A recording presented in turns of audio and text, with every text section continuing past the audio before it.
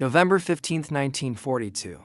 10 hours, 8,400 yards south of Seo Island. The Imperial Japanese Navy battleship Kirishima steamed through darkness, her crew confident in their superior night optics and years of intensive training. On her bridge, Captain Sanya Iwabuchi peered through the finest optical rangefinders money could buy, equipment that had given Japanese gunners a decisive edge in previous engagements. What Captain Iwabuchi did not know was that 8,400 yards away, an American battleship had been tracking his every move for the past 7 minutes. Not through binoculars, not through searchlights, not through the superior Japanese optical systems his Navy had spent a decade perfecting, but through invisible electronic eyes that could see through darkness, smoke, and rain. These eyes were feeding precise range, bearing, and speed data directly into mechanical computers that automatically adjusted gun barrels with an accuracy no human hand could match. The USS Washington opened fire at 0100 hours. 16-inch shells screamed across the darkness. At least 9 hit. Some accounts, based on Japanese damage control sketches and wreck examination, suggest 20. Within 7 minutes, Kirishima's steering jammed, her main battery fell silent, massive flooding threatened to capsize her, and flames consumed her superstructure. By 03 to 5 hours, she rolled over and sank, taking 212 men with her. 1,098 survivors were rescued. Captain Iwabuchi survived the sinking. His final report to Admiral Nobute Khan claimed his guns had scored hits on the American battleship. He genuinely believed this. In the chaos of night battle, with shells passing overhead and his ship disintegrating around him, he had no way of knowing that every one of his salvos had missed. The American ship had never entered visual range. She had simply appeared out of nowhere, fired with devastating accuracy, and vanished back into darkness. The USS Washington, under the command of Rear Admiral Willis Augustus Lee Jr., had not been touched. Not a single Japanese shell had found its mark. This was not luck. This was the result of radar-directed fire control operating against an enemy who could not see the ship firing at them. Washington's Marquis radar had tracked Kirishima continuously throughout the entire engagement, feeding data to Mark 1A computers that automatically calculated firing solutions faster and more accurately than any human crew could achieve. This was not supposed to be possible. Japanese naval doctrine, built on decades of experience and training, held that night battle belonged to the side with superior optics and better trained lookouts. By every measure that mattered in 1941, the Imperial Japanese Navy possessed both. Yet here in the waters of Guadalcanal, something fundamental had shifted. The Americans had changed the rules of naval warfare, and the Japanese were only beginning to realize the game had transformed. The revelation would take months to fully comprehend. The magnitude of American technological superiority was so vast, so incomprehensible to minds shaped by decades of Japanese advancement, that even when Japanese officers held the evidence in their hands, they struggled to believe it. The story of how the American Navy leaped 2 years ahead of its Japanese counterpart is not simply a tale of one invention or one breakthrough. It is the story of two industrial philosophies colliding, two approaches to warfare meeting, and one nation's systematic underestimation of an enemy they had dismissed as soft and unprepared. Japanese confidence in their naval superiority had deep roots. Since the Russo-Japanese War of 1904-1905, the Imperial Japanese Navy had cultivated a culture of excellence built on rigorous training, tactical innovation, and technological advancement. Their officers spent years mastering the complexities of night combat, visual gunnery, and torpedo tactics. Their enlisted men trained relentlessly in optical recognition, range estimation, and rapid gun laying. This training produced real results. Japanese lookouts could identify ship silhouettes at greater distances than their American counterparts. Japanese gun crews could achieve accurate fire faster after target acquisition. Japanese torpedo crews had developed the Type 93 Long Lance torpedo, a weapon that could strike targets at 44,000 yards while traveling at 38 knots. Powered by oxygen rather than compressed air, leaving no telltale wake, it carried a 490 kilograms warhead, more than double the punch of American torpedoes. The Long Lance represented Japanese naval philosophy: take an existing technology, perfect it through meticulous engineering, and deploy it with crews trained to exploit every advantage. In engagement after engagement during the first year of war, this philosophy produced victory. At Savo Island in August 1942, Japanese cruisers had devastated an Allied force, sinking for heavy cruisers in less than an hour of night combat. The victory came through superior training and tactics. But the Americans were fighting a different kind of war. Where Japanese naval development focused on perfecting existing capabilities, American development focused on changing the fundamental nature of naval combat itself. The difference was invisible to Japanese observers until it was too late. The development of American naval radar began not with military requirements, but with scientific curiosity. In the 1930s, physicists at the Naval Research Laboratory in Washington studied radio wave propagation. They discovered that ships reflected radio waves in detectable patterns. This was interesting. What made it revolutionary was the systematic American approach to translating laboratory curiosity into deployable military capability. By 1940, the USS New York had conducted the first successful test of radar-directed gunfire. The system was crude, requiring multiple operators and extensive manual calculation, but it worked. Guns could be aimed at targets beyond visual range. This caught the attention of Admiral Ernest King, who would become Commander-in-Chief of the U.S. fleet. He recognized that radar represented not just an incremental improvement, but a complete transformation of naval warfare. King pushed for rapid development and deployment. His vision was not simply to add radar to existing ships, but to integrate radar into every aspect of naval operations: detection, tracking, fire control, navigation, aircraft direction. Every function that relied on human vision could be enhanced or replaced by electronic systems. The challenge was staggering. Radar technology in 1940 was experimental. Making it reliable enough for combat deployment required solving thousands of engineering problems. Making it compact enough for shipboard installation required miniaturization that pushed the limits of existing manufacturing.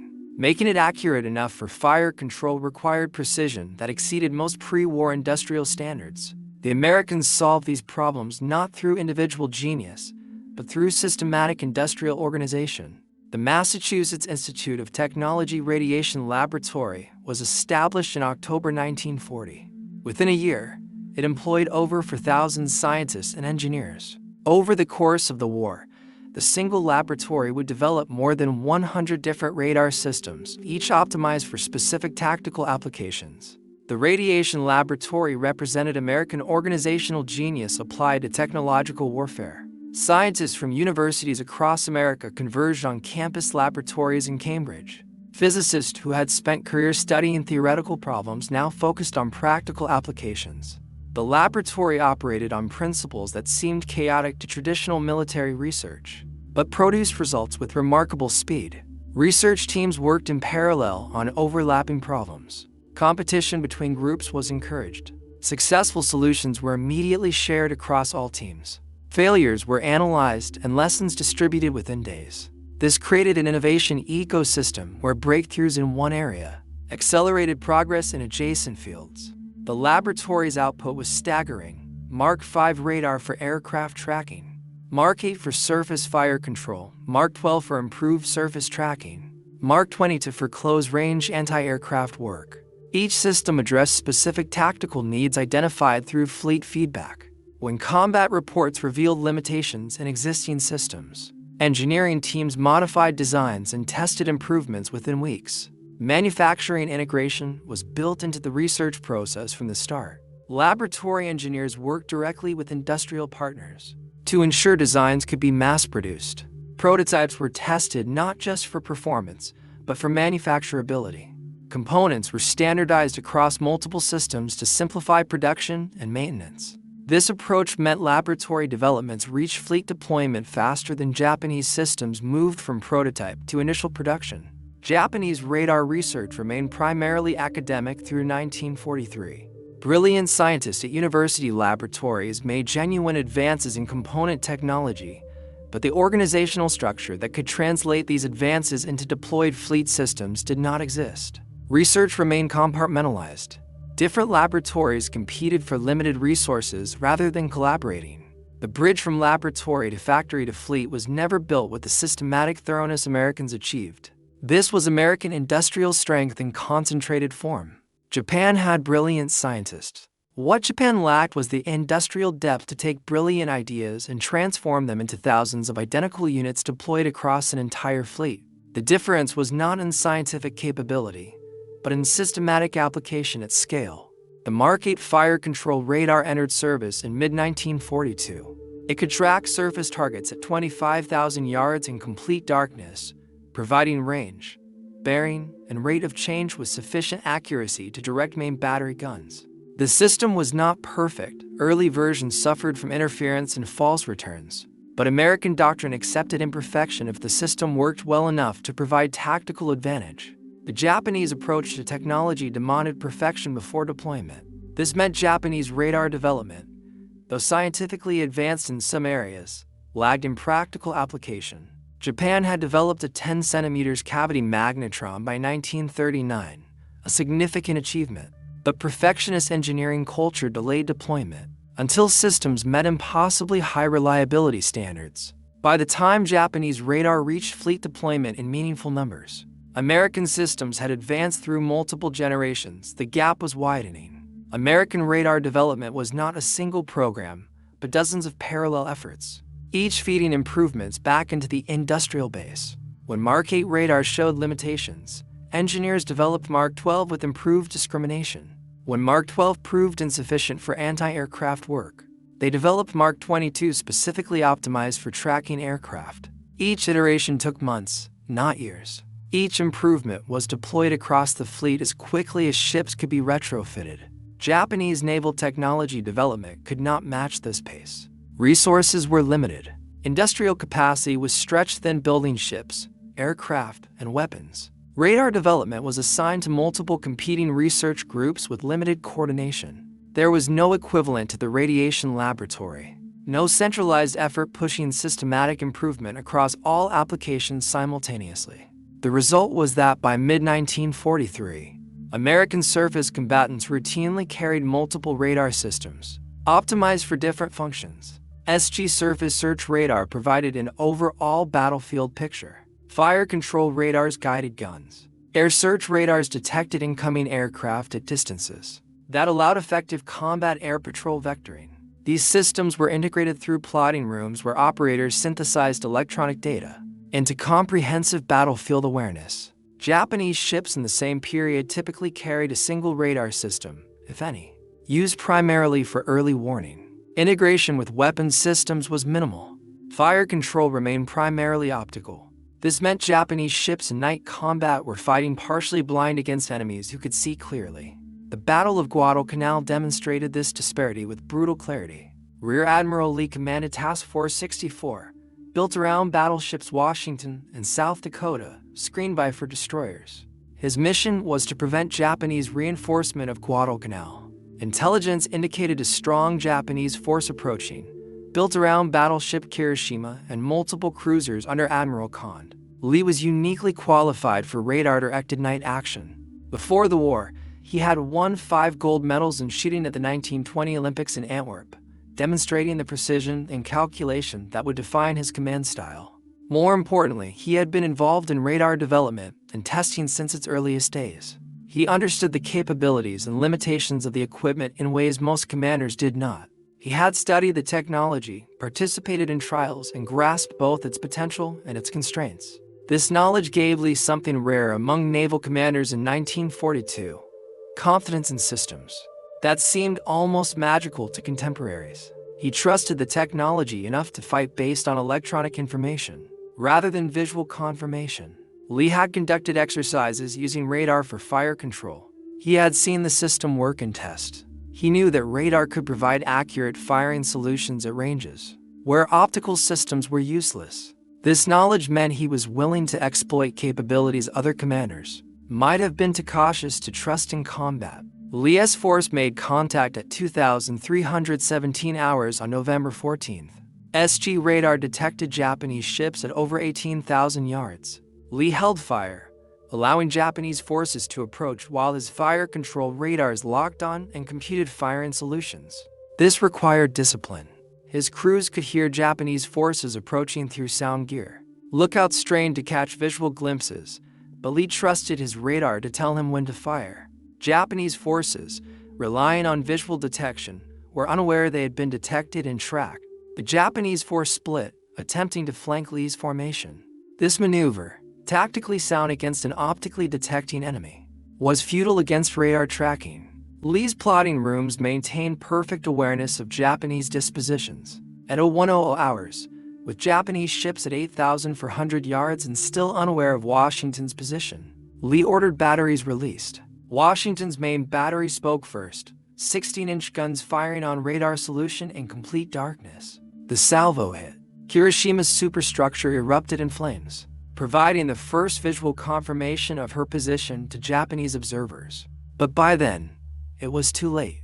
Washington's fire control radars held lock. Salvo after salvo crashed into Hiroshima with mechanical precision. The Japanese battleship attempted to return fire. Her optical rangefinders struggled to acquire Washington through darkness, smoke, and rain squalls.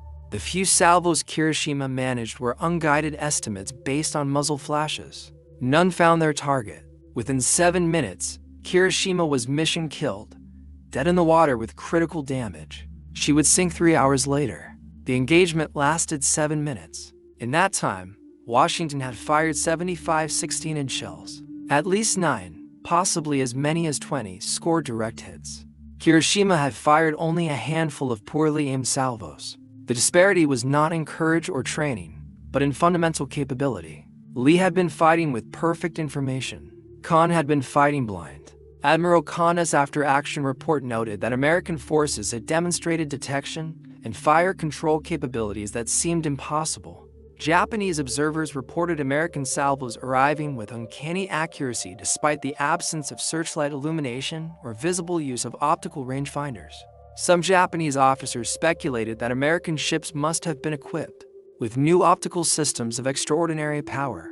The idea that Americans were using radar for blind fire targeting seemed beyond credibility. This skepticism was not stupidity, but experience talking. Japanese doctrine held that radar lacked the precision for fire control. This was true of Japanese radar. It was not true of American systems. But Japanese engineers had no way of knowing American technology had advanced so far beyond their own assumptions.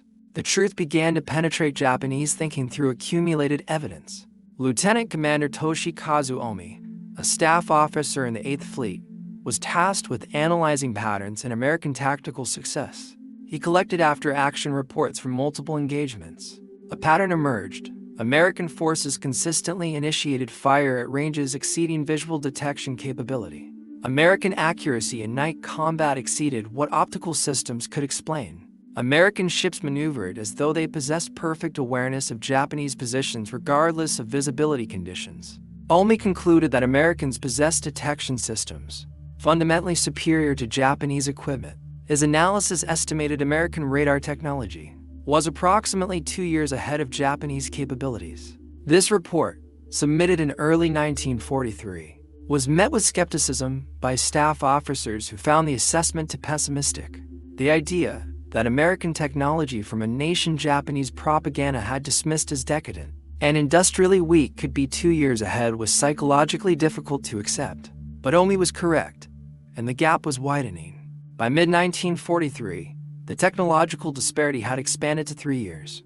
American destroyers commissioned in 1943 carried radar suites more capable than those on Japanese battleships. American fire control systems were being integrated with mechanical computers that automated firing solutions, removing human calculation delays. The Mark 37 gun director represented the integration of radar with mechanical computation. The director combined optical rangefinders with radar tracking, feeding data into Mark 1A computers that calculated firing solutions.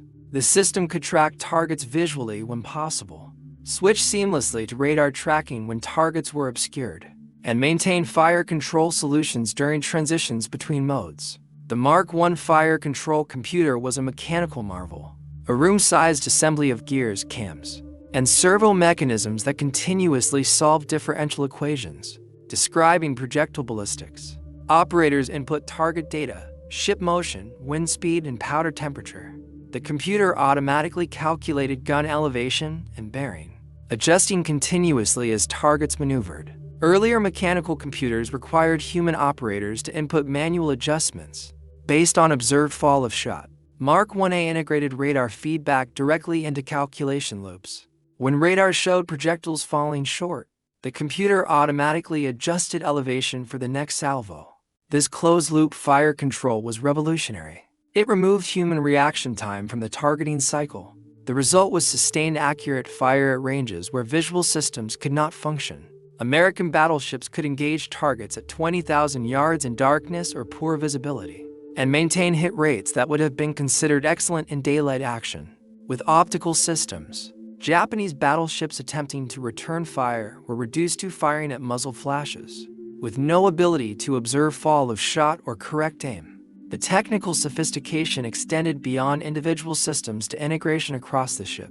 Combat information centers brought together radar data from multiple sources. Surface search radar provided the overall battlefield picture. Fire control radar tracked specific targets. Air search radar detected aircraft. Operators synthesized this information into comprehensive awareness that was distributed to all stations through interior communication systems. This integration created command advantages as significant as the technical advantages of individual systems. American commanders fighting night actions had accurate real-time information about friendly and enemy positions. They could maneuver forces based on complete battlefield awareness. Japanese commanders, lacking equivalent integration, made decisions based on fragmentary reports from lookouts, who could only see nearby portions of the engagement. Japanese naval gunnery remained dependent on human calculation.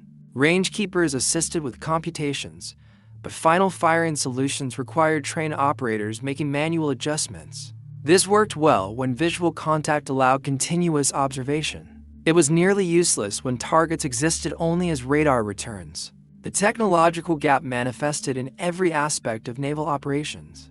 American carrier task forces operated with air search radar that detected incoming raids at over 100 miles. This allowed combat air patrol to be vectored for intercepts before Japanese aircraft reached launch range for their own strikes. Japanese carriers lacked equivalent capability. Their combat air patrol relied on visual detection, often learning of incoming raids only when American aircraft appeared overhead. The Battle of the Philippine Sea in June 1944 demonstrated American radar superiority at fleet scale. Vice Admiral Jisuburo Ozawa commanded Japanese carrier forces, 9 carriers with over 400 aircraft.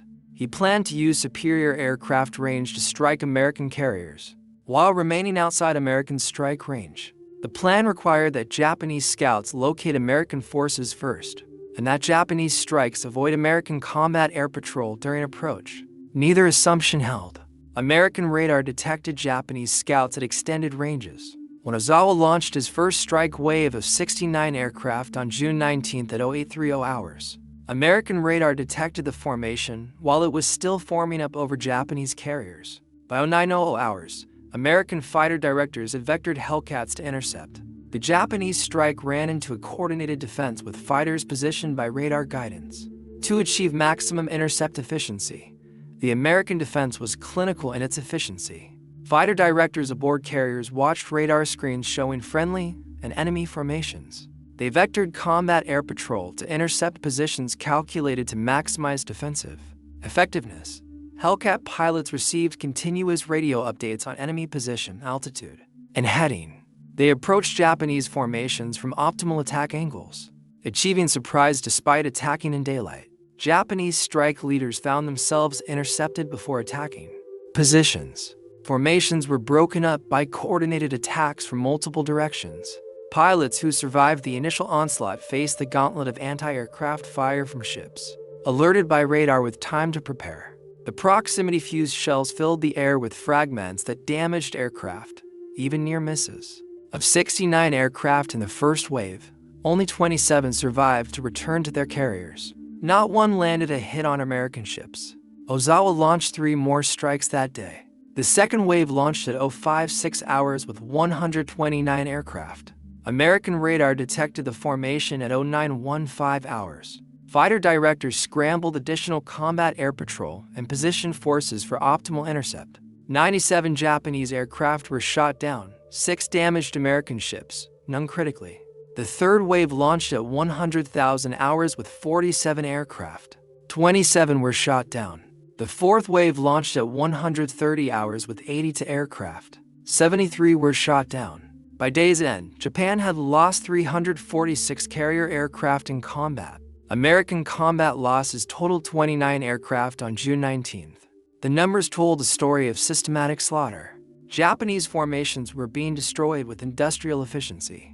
Each wave received the same treatment: radar detection at long range, fighter direction to optimal intercepts, coordinated attacks breaking up formations, anti-aircraft fire guided by radar tracking. The system worked regardless of how many aircraft Japan launched or what tactics they employed.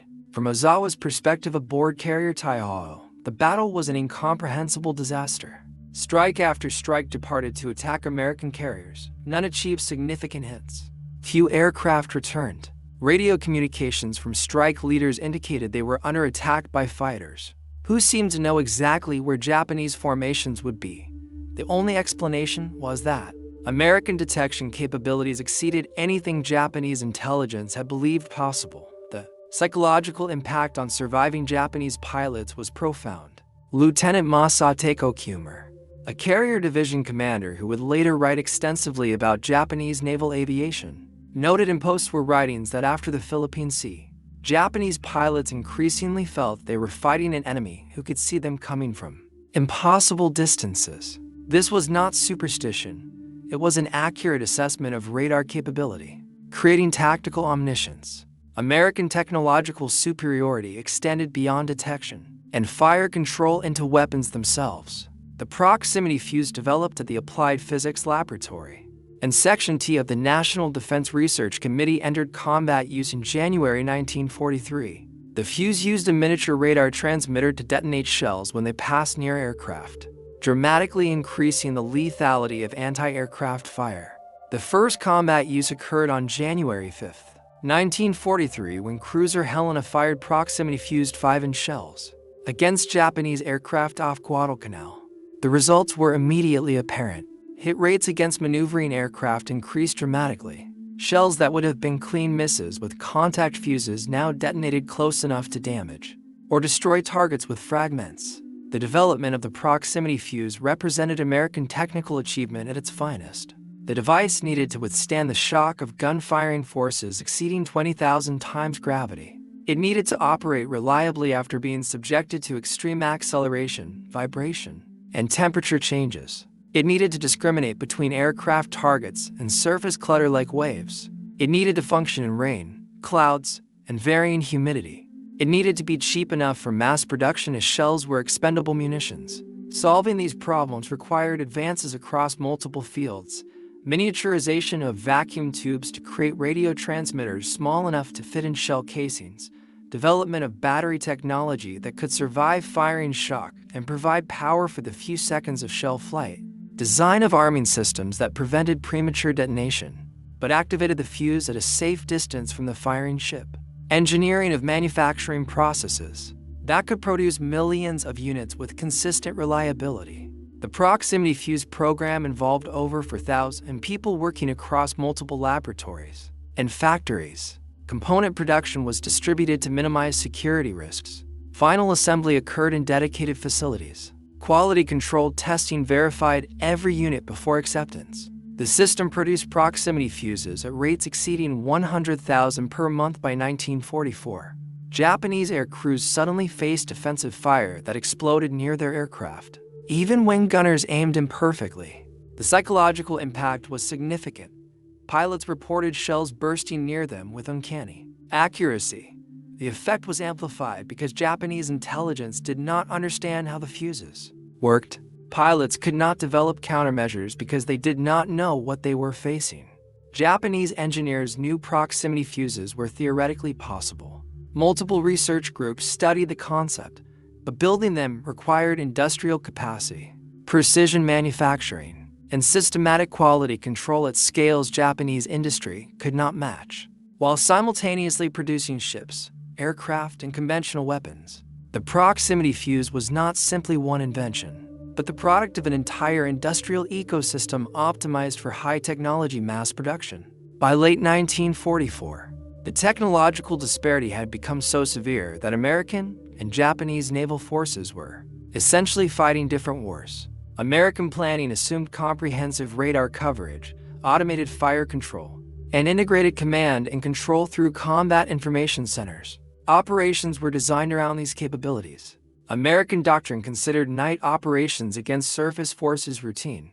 Because radar made darkness tactically irrelevant, Japanese planning assumed that most engagements would be decided by visual detection and manual gunnery. Night operations were considered high risk, requiring specially trained forces because Japanese capabilities remained primarily optical.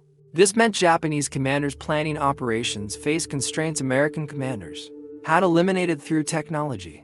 The Battle of Suriga Strait on October 25, 1944 illustrated the Gulf. Vice Admiral Shoji Nishimura led a force of 2 battleships, 1 cruiser, and 4 destroyers through Suriga Strait in darkness, attempting to attack American landing forces at Lee Gulf. His force was detected by American patrol craft at 0-36 hours. Radar tracked Nishimura's progress as he advanced up the strait into a trap. Rear Admiral Jesse Barrett Oldendorf commanded American blocking forces, 6 battleships, 8 cruisers, and multiple destroyer squadrons positioned across Nishimura's T, the classic naval tactic of bringing maximum firepower to bear against an advancing column. But this was T-crossing with radar guidance. American destroyers launched torpedo attacks guided by radar tracking. American battleships opened fire at approximately 20,000 yards, with main batteries directed by radar fire control. Nishimura's force was destroyed in detail. Both battleships sank. The cruiser sunk. 3 destroyers sunk. The remaining destroyer fled damaged.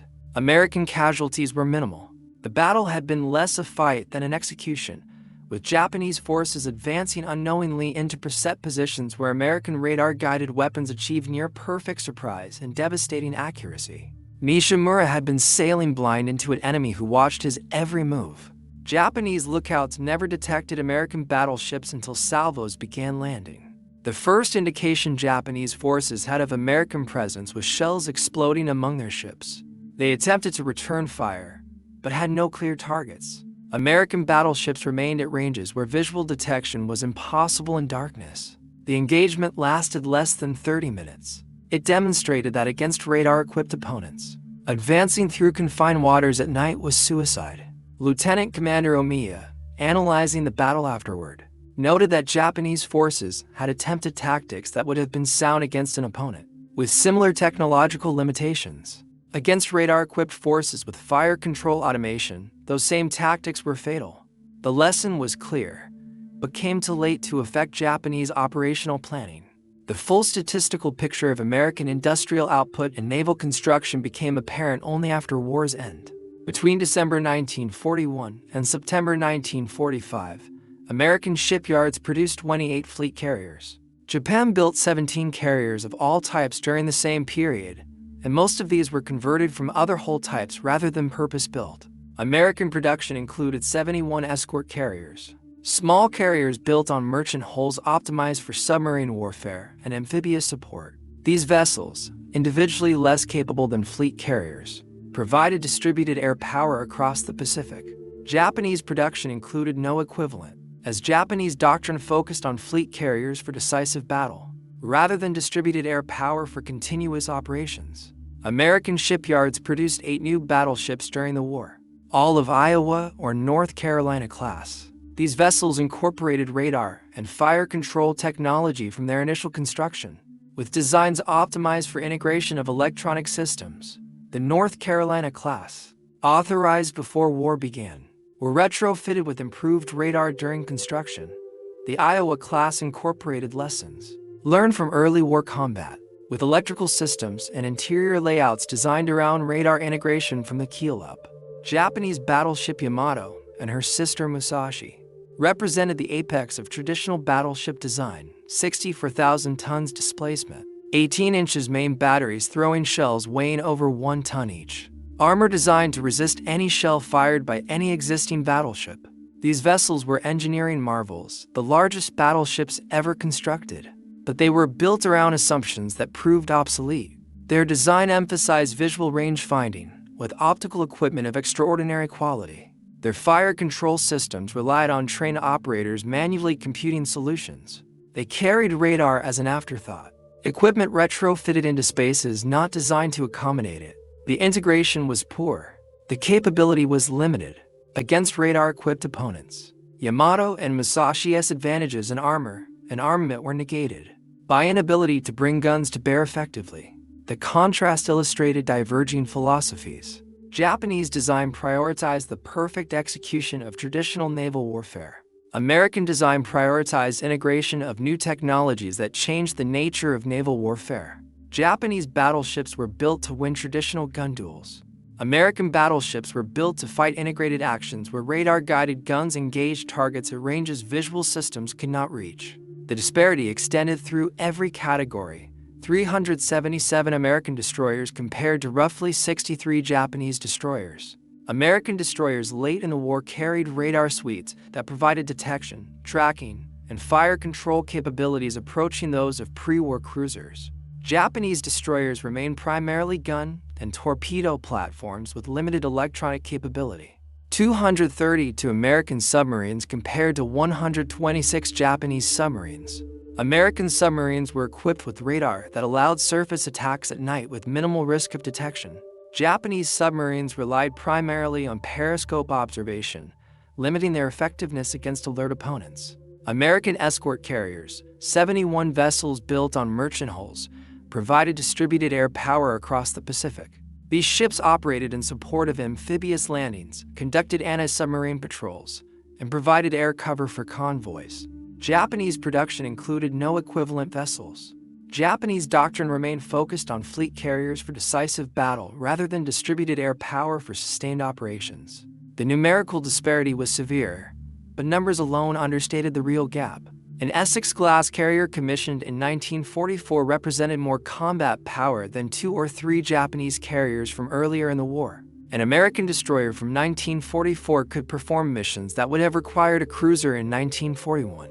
The compound effect of numerical and technological superiority meant American forces were overmatching Japanese forces by wider margins as the war progressed. An Essex-class carrier, the backbone of American carrier forces by late war, represented the integration of industrial power and technological advancement. Standard displacement 27,100 tons. Full load displacement 33,900 tons. Length 872 feet. Capacity for 83 to 108 aircraft depending on type mix. But the numbers didn't capture what made Essex-class carriers dominant. Each carried multiple radar systems providing comprehensive awareness. Air search radar detected aircraft at over 100 miles. Surface search radar tracked ships to the horizon. Height-finding radar determined altitude of detected aircraft. Fire control radar guided anti-aircraft batteries. This electronic sensor suite, integrated through combat information centers staffed by specialists trained in radar interpretation, gave Essex-class carriers battlefield awareness impossible for earlier carriers. 24 Essex-class carriers were built. 32 had been ordered, but 8 were canceled after Japanese surrender. Of the 24 completed, 17 saw combat in World War II. These ships provided the striking power that destroyed Japanese naval aviation, supported amphibious operations across the Pacific, and ultimately struck Japan itself. The carriers operated with an aggressiveness that would have been reckless without technological advantage. American carrier task forces regularly operated within range of Japanese land-based aircraft because radar gave sufficient warning to coordinate defense. Combat air patrol could be maintained over task forces and guided to intercepts by fighter directors, watching radar screens. This allowed American carriers to operate in waters Japanese carriers avoided as too dangerous. Japanese carriers late in the war were reduced to operating from positions where land-based air cover could provide protection their own radar couldn't. The roles had reversed. Japanese forces sought cover. American forces ranged freely, confident their technology gave them decisive advantage regardless of enemy numerical strength. In any given area, the technological transformation was so complete that by war's end, American naval forces operated with assumptions Japanese forces could not match. Night operations were routine for American ships equipped with radar. Japanese forces still treated night operations as requiring special conditions and specially trained crews. American carriers operated offensively close to enemy bases. Japanese carriers operated defensively under land-based air cover. American battleships hunted enemy warships. Japanese battleships were relegated to secondary roles, their main batteries largely irrelevant against enemies who could strike from ranges exceeding visual detection. The lessons Japanese officers drew from the war would shape their understanding of modern warfare. Lieutenant Masatake Okumiya, who survived the war and became lieutenant general in the Japan Air Self-Defense Force, wrote extensively about Japanese experiences. His post-war writings, including co-authoring Midway, the battle that doomed Japan with Mitsuo Fuida, analyzed how technological inferiority had systematically undermined Japanese tactical advantages. Okumiya graduated from the Imperial Japanese Navy Academy in 1930. He served as a carrier division commander during the war, flying combat missions and planning operations. His perspective combined tactical experience with strategic understanding. After the war, he became one of the most important interpreters of Japanese naval history for American audiences. His central thesis was that Japanese forces had entered the war with tactics and training optimized for the technological baseline of 1941. American forces had systematically raised that baseline through continuous technological deployment. By 1943, Japanese tactical advantages in visual detection and manual gunnery were irrelevant because engagements were being decided by radar and automated fire control. Japanese forces were fighting with outdated methods against enemies who had changed the fundamental nature of combat. Okumiya emphasized that this was not a failure of Japanese courage or tactical skill. Japanese pilots and sailors fought with determination throughout the war. Unit cohesion and fighting spirit remained high even as material conditions deteriorated, but spirit could not overcome systematic technological disadvantage. The bravest pilot could not defeat radar-guided fighters that intercepted his formation before it reached attack range. Lieutenant Commander Omi, whose wartime intelligence analysis had correctly identified American technological superiority early in the war, was extensively interviewed by the United States Strategic Bombing Survey after Japanese surrender. Survey interrogators described him as the most reliable and accurate source of information developed in Japan. He provided detailed analysis of Japanese operations, strategic decisions, and assessments of American capabilities. Omega graduated from the Imperial Japanese Navy Academy in 1922. He served as staff officer in various fleet commands, positions that gave him access to operational intelligence and strategic planning. His analytical skills made him invaluable to American interrogators seeking to understand Japanese decision-making. His post-war writings for United States Naval Institute proceedings provided a detailed Japanese perspective on the technological gap. His article Japanese Commentary on Guadalcanal, published in 1951, offered insights that corrected American understanding of several engagements. He later served as consultant to Admiral Samuel Eliot Morrison for his multi-volume history of United States naval operations in World War II. Omi's assessment was that Japanese naval forces had been defeated not through lack of courage or poor tactics, but through systematic technological inferiority that made individual battles increasingly unwinnable as the war progressed. He estimated that American radar and fire control technology had been approximately 2 years ahead of Japanese equivalents in late 1941. By mid-1943, this had widened to 3 years. By war's end, it had expanded to at least 5 years.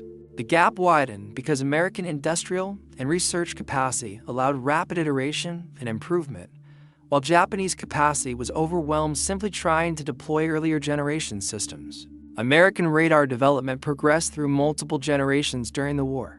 Japanese radar development struggled to get first-generation systems into widespread deployment. The compound interest of technological advancement meant initial advantages grew exponentially. Omi noted that Japan's fundamental error was not failing to develop advanced technology, but failing to understand that modern industrial war required the technological baseline to be continuously advanced across an entire military structure. Individual brilliant systems were meaningless if they could not be mass-produced, widely deployed, and continuously upgraded. American victory stemmed from systematic technological deployment at scale, not from individual technical breakthroughs. This understanding came too late to affect the war's outcome. For American naval forces, The war validated an approach to warfare that would define American military doctrine for decades.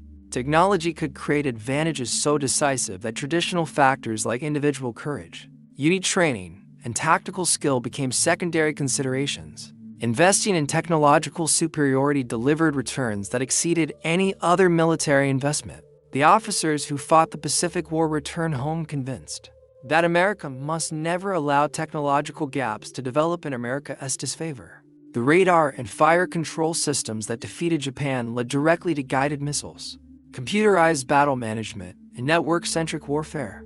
The philosophy remained constant across generations. Remove humans from decision loops where machines perform better. Automate everything that can be automated. Integrate systems for synergistic effects that exceed the sum of individual capabilities. The Japanese Navy of 1941 had been a formidable force built on decades of experience and training. Officers were professionals who had spent careers mastering their craft. Enlisted men were trained to standards that exceeded those of most naval forces. Equipment was modern and well-maintained. Tactics were sophisticated and well-rehearsed. By conventional measures, the Imperial Japanese Navy was one of the finest naval forces in history. But conventional measures proved inadequate when the nature of combat changed. Experience and training built for one technological era proved insufficient when the technological era shifted. The Americans had not simply defeated the Japanese Navy, they had made the kind of Navy Japan had built obsolete.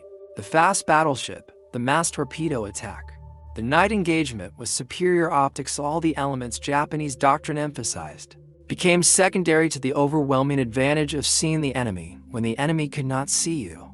The battleship Kirishima had been modern and powerful by 1941 standards. Her optical rangefinders represented the finest technology money could buy. Her crew had trained for years in visual gunnery and night combat techniques. None of this mattered when she faced an enemy who tracked her through electronics. She could not detect computed firing solutions through machines she could not match, and struck with accuracy her optical systems could not achieve. In 7 minutes of radar-directed gunfire, USS Washington demonstrated the decisive nature of technological superiority. The engagement was not close. It was not a battle between equals where courage or skill tipped the balance. It was systematic destruction of an opponent who lacked the technology to fight back effectively. Kirishima's crew fought bravely. Her officers made tactically sound decisions based on the information available to them, but they were fighting blind against an enemy who could see perfectly. This was the essential lesson of American technological superiority in the Pacific War. Victory belonged not to the Navy with the most courage or best training, but to the Navy that successfully deployed advanced technology across the force. Individual heroism, tactical brilliance, and professional excellence remained important, but they could not overcome systematic technological inferiority. The Americans had leaped ahead, and the gap widened throughout the war. Japanese forces fought with increasing desperation as it became clear they were overmatched not just numerically, but fundamentally. By 1945, Japanese naval forces were reduced to kamikaze attacks because conventional tactics had proven futile against enemies whose technology made them nearly invulnerable to traditional naval combat methods. The Japanese Navy fought until the last day of the war. Officers and men demonstrated courage that earned respect even from enemies. But courage could not bridge the technological chasm. The future had arrived November 15, 1942. In the darkness of Sego Island, when Washington's radar locked onto Hiroshima and demonstrated that naval warfare had entered a new era. That future belonged to the nation that had built it, deployed it, and continuously improved it through systematic industrial effort. That transformed laboratory advances into fleet-wide capabilities. The Americans had not just won the naval war, they had redefined what naval warfare meant.